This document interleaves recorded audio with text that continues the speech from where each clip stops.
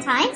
Today I'm doing actually this cut that is actually using the Sculpt Gel, and basically you get three parts, A, B, and C, and I'm mixing here A and B in order to get like a skin-like texture, and it's basically like an extension to the skin that you can later cut, and it looks totally natural if you're really careful to blend out the edges as far as possible, because you don't want any bumps or raises except for the part where you actually want to do the cut.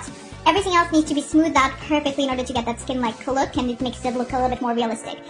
Once you have the A and B part well mixed and applied to the skin, you gotta let it dry a little bit. I used a bit of a help from the blow dryer just because the heat kind of helps it dry faster. And then it looks a little bit shiny. That's why I used a little bit of surgical spritz or like alcohol just to kind of dehydrate the mask, and it looks a little bit more matte.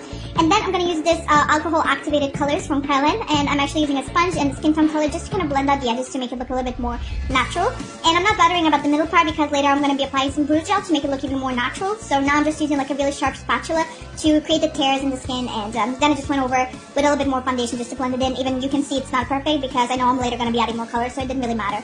So I just created all the cuts I wanted to do in the mask, and then I'm actually using some fake blood to fill in the gaps or the cuts to make it look more realistic as an injury. But I'm also going to use something a little bit later that you're going to see in a bit. It's actually called like a scratch filler. There it is. And it's also from Kylan, and it comes in a lot of different shades. For this one, I'm using a dark red. You're going to see on some other tutorials I'm going to be uploading very soon that I use some other shades as well to make it look more realistic. But because I wanted this to look very kind of older and deep, that just keeps bleeding, I actually just used the darker shade. And then I just used the arterial blood. I had a few different kinds of blood. I used the arterial one because it's super red, just to kind of smear it around the cuts and make it look more natural.